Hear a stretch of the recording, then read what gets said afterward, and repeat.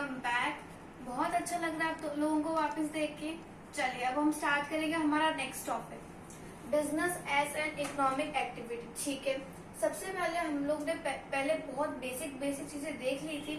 अब हम लोगों को इकोनॉमिक एक्टिविटी, देखो बिजनेस को हम लोग इकोनॉमिक एक्टिविटी क्यों कहते हैं वो हम देखने वाले हैं। देखो एक तो ये मैंने पॉइंट लिख दिया है आपको, profit motive.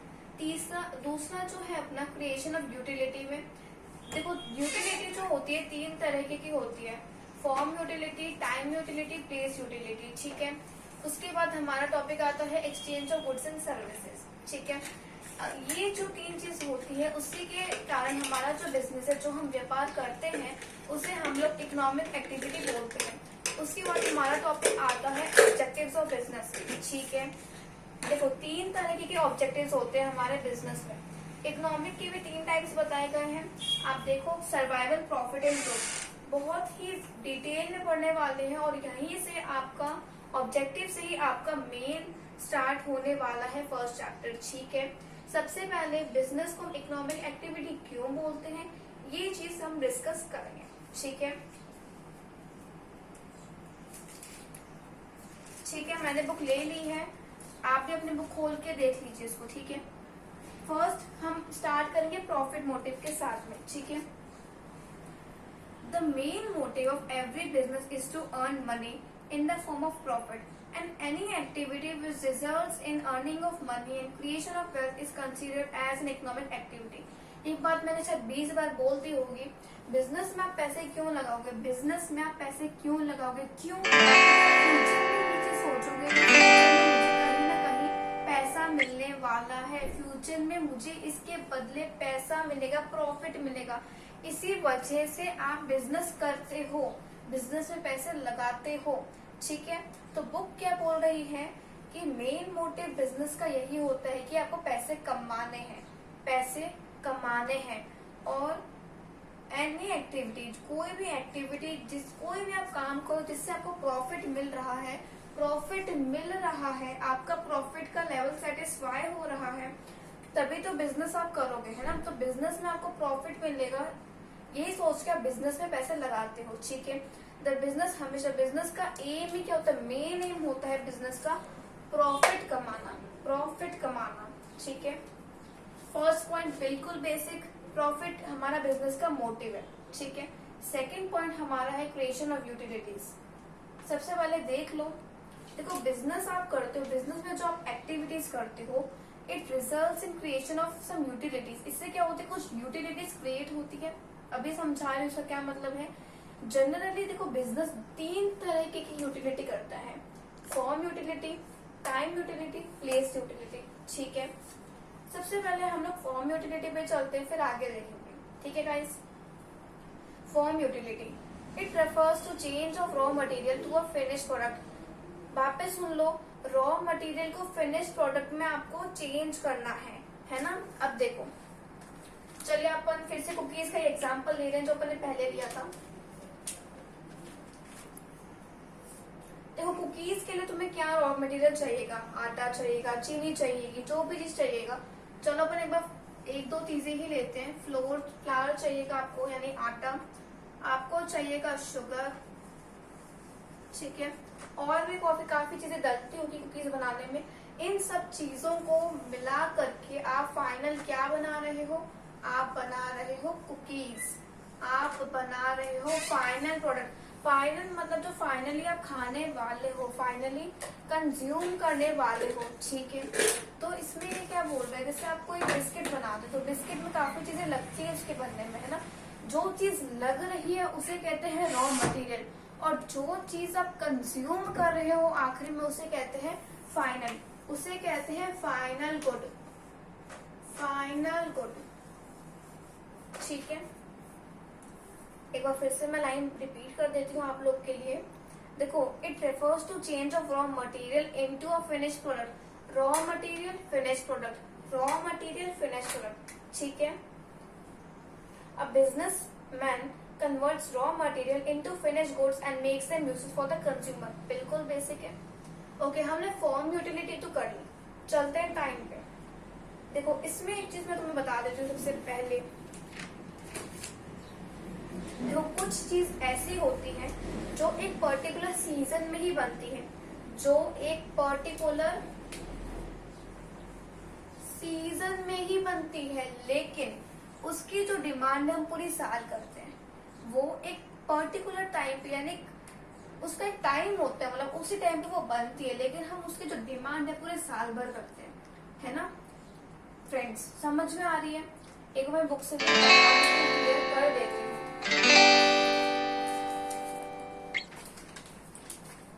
Goods are not okay. Goods are not consumed immediately when they are produced. Generally, there is a time gap between the production and the consumption of goods and services. Some goods, सुन लो ध्यान से ये line, some goods are produced in a particular seasons but they are consumed throughout the year. Same मैंने तुम्हें 1 minute पहले बता दी थी, ठीक है? देखो, on the other hand, some goods are produced throughout the year but are consumed in a particular season. देखो बात में डिफरेंस है, दो अलग अलग लाइनें आपको सेम लग रही होगी। मैं क्या कुछ गुड्स ऐसे होते हैं जो एक समय पे ही बनते हैं, लेकिन उनकी डिमांड बहुत पूरी साल भर हम करते हैं। एक लाइन और मैंने क्या बताई तुम लोगों को, कुछ गुड्स प्रोड्यूस तो एक ही टाइम पे होते हैं।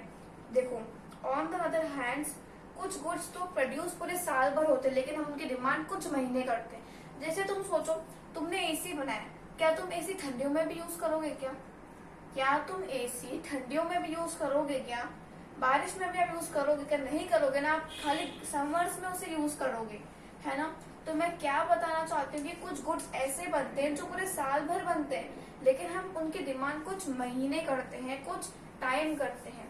वैसे ही आप हीटर यूज करते हो, ठंडियों में आप हीटर यूज करते हो, क्या आप उसकी डिमांड गर्मियों में भी करते हो? नहीं करते हो ना। तो ये वही लाइन बता रहा है, ठीक है? टाइम यूटिलिटी, दो लाइन से हमने समझी। कुछ गुड्स साल के कुछ महीने में बनते हैं बट उनकी डिमांड पूरे साल पर होती है। जैसे गेहूं, इसका सबसे बड़े एग्जांपल है गेहूं। आपके चावल, आपकी दालें, कुछ दालें वो बनती कुछ महीनों में ही है, बट उसकी डिमांड हम पूरे साल करते। गेहूं आप पूरे साल खाते हो, है ना, लेकिन वो बनती कुछ महीनों में, वो ठंड के टाइम ही बनती है, ठीक है? दूसरा मैंने तुम्हें बताया था कि कुछ गुड्स पूरे साल भर बनते हैं, एसी की प्रोडक्शन पूरे साल भर रहती है, लेकिन यूज उसका सिर्फ समर्स में है। Moving on to place utility, देखेंगे goods are not consumed in the same place where they are produced, ठीक है? गुड्स अब तुमने फैक्ट्री में बनाए तो तुम ये चाहोगे ना कि तुम्हारे गुड्स और भी जगह पहुंचे, खाली फैक्ट्री में थोड़ा तुम्हारे कोई गुड्स यूज होंगे। Goods are produce at one place, बहुत इंपॉर्टेंट है। गुड्स बनेगी एक जगह, लेकिन उसका प्रोडक्शन अलग अलग कंट्रीज के कॉर्नर्स में होगा। जैसे आपने कुकीज बनाई तो आप उसका डिस्ट्रीब्यूशन बहुत सारे कंट्रीज के कॉर्नर्स में करोगे, है ना? तो इसमें ये क्या बोल रहा है, goods are produced at one place but distributed in different corners of the country. The businessman provide transportation. और देखो एक चीज और, मैंने गुड्स बनाए दिल्ली में, ठीक है, दिल्ली में। अब मुझे बेचने हैं वो गुजरात में, तो क्या मैं चल के जाऊंगी गुजरात? नहीं। ट्रांसपोर्टेशन एक बहुत बड़ी चीज है। ट्रांसपोर्टेशन हेल्प करता है गुड्स को एक जगह से दूसरी जगह पहुंचाने के लिए, ताकि जो लोग गुजरात में हैं उनको भी हमारे गुड्स प्रोवाइड कर सके, उनके तक हम अपने गुड्स पहुंचा सके बेसिकली, ठीक है? तो ट्रांसपोर्टेशन एक बहुत बड़ा फैक्टर प्ले करता है। जहां चीज बनी है और जहां तक पहुंचानी है, उसका जो गैप है ना, वो ट्रांसपोर्टेशन कवर करता है बेसिकली, ठीक है? बुक से देख लो। Goods are produced at one place but distributed in different corners of the country. The businessman provide transportation service to move the goods and services from the place of production to the place of consumption. Place of production से place of consumption तक पहुंचाने का जो gap पूरा करता है, वो transportation segment cover करता है। समझ में आया? बिल्कुल बेसिक। थर्ड हम पहुंचते हैं exchange of goods and services में। Economic activities aims at earning money by exchange of goods or services. Similarly, business activities result in sale, distribution and exchange of goods or services for earning profit. Economic activities का मतलब क्या होता है? आपको goods और services को exchange करना है with the main motive of earning profit. और सिमिलरली बिजनेसमैन क्या करते हैं, बिजनेसमैन बिजनेस की जो एक्टिविटीज है इट रिजल्ट इन सेल, बेचना, डिस्ट्रीब्यूशन और एक्सचेंज ऑफ गुड्स सर्विसेज, पता ही डिस्ट्रीब्यूशन करना, गुड्स को अलग अलग जगह पे पहुंचाना, ठीक है। Main motive earning profit. पूरा का पूरा हमारा ये टॉपिक हो चुका है, बिजनेस क्यों, हम बिजनेस को क्यों इकोनॉमिक एक्टिविटी बोलते हैं, profit motive first point, second point creation of utilities, इसमें भी मैंने तुम्हें 3 बताई थी, form utility, time utility, place utility, ठीक है। उसके बाद हमने देखा था exchange of goods and services, बहुत इजी था। मेन टॉपिक पे आते हैं, ऑब्जेक्टिव ऑफ बिजनेस। एक मिनट थोड़ा मैं इसको, तो तुम्हें आगे भी बहुत सारे एग्जाम्पल्स देखने होंगे इसमें, उसके बिना ये नहीं होगा।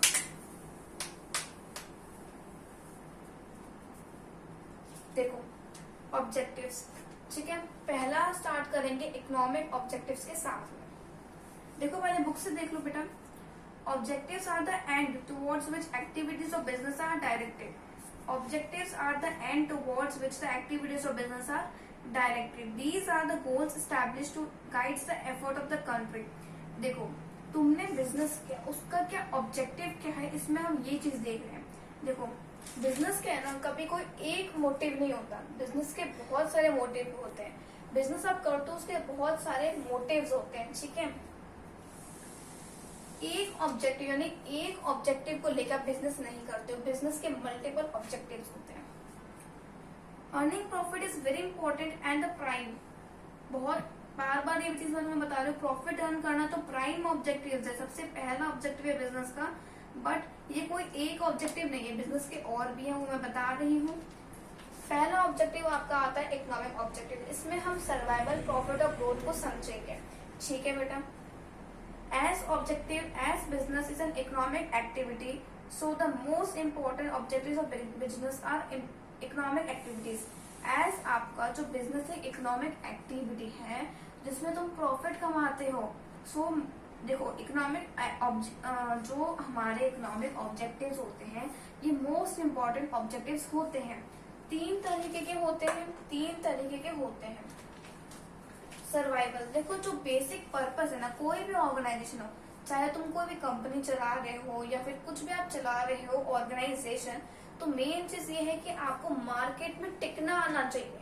मार्केट में देखो आज आप कोई पेन बनाने में जाओगे ना, आपको 100 कंपनी मिल जाएगी पेन बनाने की, लेकिन अगर आपके पेन में कुछ ऐसी चीजें होंगी कि वो दूसरे से कम्पीट कर पाए तभी आपका पेन मार्केट में चलेगा। पहले आपको अपने पेन में कुछ ऐसे फीचर्स डालने पड़ेंगे ताकि आपका जो आप जिस ब्रांड के मतलब पेन बना रहे हो मार्केट में चले, लोग उसे यूज करें, लोग उसे पसंद करें, है ना।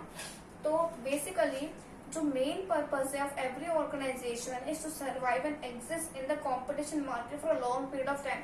आपको लंबे समय तक टिकना है कंपटीशन वाले मार्केट में, और ये तभी होगा जब आप अपनी कॉस्ट को कवर कर पाओगे, जब आप अपनी लागत को कवर कर पाओगे और पैसा कमा। सेकेंड प्रॉफिट, प्रॉफिट तो हम शुरू से ही पढ़ रहे हैं। The most important objective of every organization is to earn adequate amount of profit. Profit जरूरी, देखो प्रॉफिट अगर होगा ना तो आप सरवाइव भी कर पाओगे, आप मार्केट पे टिक भी पाओगे, आप ग्रोथ भी कर पाओगे और आप अपने बिजनेस को आगे पहुंचा पाओगे, आगे की सीढ़ियों में पहुंचा पाओगे, ठीक है। आप आगे ग्रो मतलब आपके पास ग्रोथ की अपॉर्चुनिटीज जो होगी ना वो काफी हद तक बढ़ जाएगी, काफी हद तक बढ़ जाएगी। तो profit is the important objective of every organization, ठीक है, इम्पोर्टेंट ऑब्जेक्टिव है। और profit is the reward for bearing the risk, profit is the reward for bearing the risk. आपने बिजनेस किया, रिस्क भी उठाया और प्रॉफिट तो आपका तोहफा ही आपको मिला, क्योंकि रिस्क उठाना, आपने रिस्क भी उठाया, फिर रिस्क उठाने के बाद आपको प्रॉफिट मिला, तो वो आपके लिए एक गिफ्ट की तरह है। तो प्रॉफिट हेल्प करेगा आपको सर्वाइवल, ग्रोथ और एक्सपांशन के लिए भी, ठीक है। नेक्स्ट आते हैं ग्रोथ की तरफ। देखो बिजनेस को है ना हमेशा बढ़ते रहना चाहिए, ग्रो करते रहना चाहिए, अपनी एक्टिविटीज को एक्सपांड करते रहना चाहिए, अपनी एक्टिविटीज को एक्सपांड करते रहना चाहिए। सक्सेस, अगर कोई ऑर्गेनाइजेशन में हमें देखना है कि उस ऑर्गेनाइजेशन की कितनी सक्सेस है, अगर उस ऑर्गेनाइजेशन के प्रोडक्ट्स बन जाए, बढ़ जाए, जैसे पहले वो खाली डेयरी प्रोडक्ट्स बेचती थी, बट आज वो बहुत टाइप के कपड़े मतलब बेचने लग गई, या फिर जीन्स वगैरह बेचने लग गई।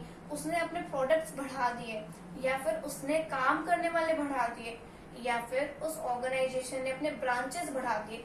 तो हम देखते हैं कि हाँ, ये जो ऑर्गेनाइजेशन है ये बढ़ रही है, इसका ग्रोथ और एक्सपांशन हो रहा है, और सबके पीछे कौन है? प्रॉफिट है, सबके पीछे प्रॉफिट है।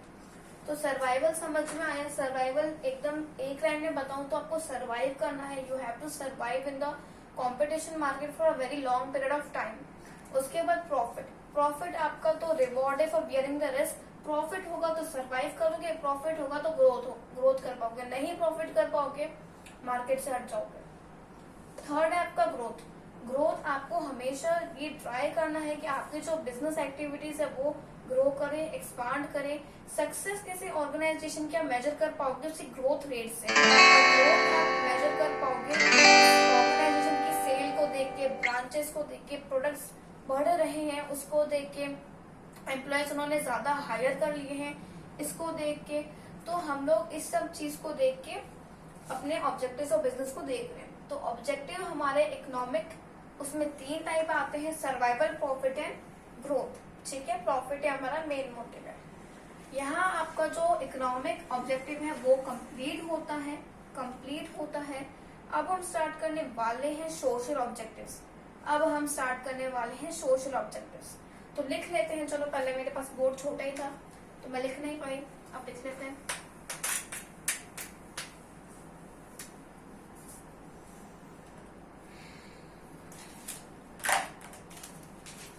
सबसे पहले ये सेकंड है,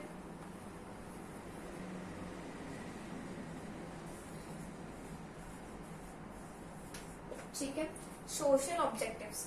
इसके पॉइंट्स पहले लिख लेते हैं।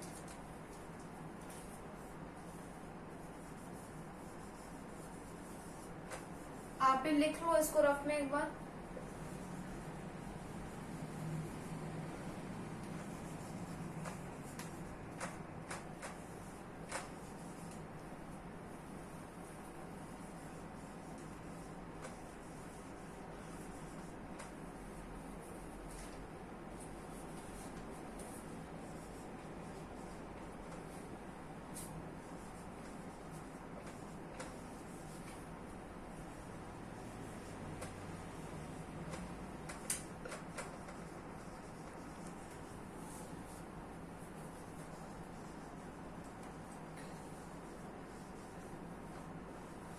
दो पॉइंट हमारे हो चुके हैं। तीसरा है एम्प्लॉयमेंट जनरेशन।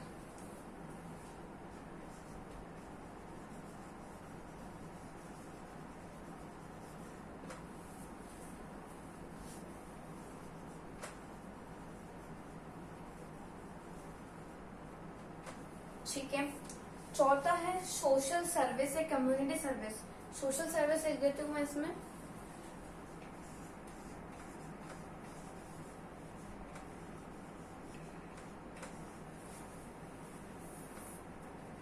पांचवा है आपके अवॉइडेंस ऑफ पॉल्यूशन।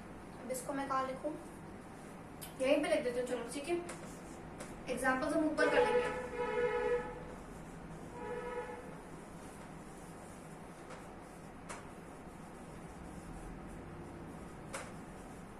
ऊपर हम लोग एग्जाम्पल्स कर लेंगे, है ना, उस हिसाब से देख लेंगे। देखो, सबसे पहले हमारे कुछ सोशल ऑब्जेक्टिव्स भी होते हैं। ठीक है, इकोनॉमिक हमने देख लिए हैं, सोशल ऑब्जेक्टिव्स देखते हैं। देखो बुक देखो, social objectives deal with commitment of business towards society.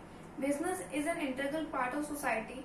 देखो, बिजनेस जो है ना, बिजनेस जो है वो सोसाइटी के रिसोर्सेज को यूज करता है और प्रॉफिट अर्न करता है उनके प्रोडक्ट्स को सेल करने के लिए। प्रॉफिट अर्न करता है उन प्रोडक्ट्स को सेल करके। ठीक है, इंग्लिश में देख लो, it makes use of resources. The business makes use of resources of the society. It earns profit by selling its products और services to members of the society. ठीक है, so it owes something to the society. तो उसको, अब देखो, society के लिए भी कुछ करना चाहिए। ऐसा नहीं कि आपने चलो प्रॉफिट कर लिया, सोसाइटी के रिसोर्स यूज कर लिए, नहीं, आपको कुछ लोगों के लिए आपको सोसाइटी के लिए कुछ करना चाहिए, है ना। अगर आप खाली अपना ही मोटिव फुलफिल कर रहे हो, यानी मेरे को क्या चाहिए, मुझे तो ज्यादा से ज्यादा प्रॉफिट चाहिए। लेकिन अगर मैं लोगों की इच्छाओं का ही ध्यान नहीं रखूंगी तो मैं बिजनेस में लॉन्ग टर्म नहीं टिक पाऊंगी, लंबे समय तक मैं नहीं टिक पाऊंगी। ठीक है, तो businessman can keep economic objectives. Economic अब ठीक है, प्रॉफिट आपको कमाना है, ऊपर रखो उसको, लेकिन दूसरे पॉइंट पे आप अपने सोशल ऑब्जेक्टिव्स को भी रखो, इसको इग्नोर मत करो। ठीक है, क्योंकि लोग ही आपके पर्पस है। फर्स्ट जो मैंने यहाँ लिख रखा है, supply of desired quality of products. Supply of desired quality of products. देखो कस्टमर्स, देखो कोई भी आदमी है वो क्यों आपकी चीज परचेज करेगा, जब आप उसके पसंद की चीजें बनाओगे, जब आप उसके टेस्ट एंड प्रेफरेंसेस को ध्यान में रखते हुए बनाओगे।